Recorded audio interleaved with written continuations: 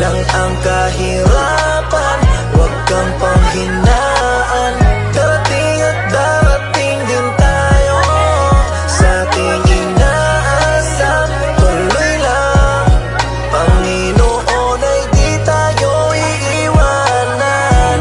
Magtiwala ka lang, di ka niya iiwanan.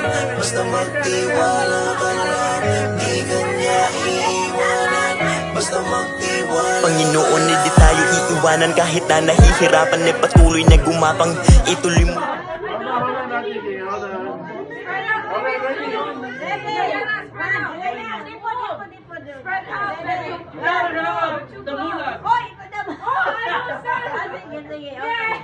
Batang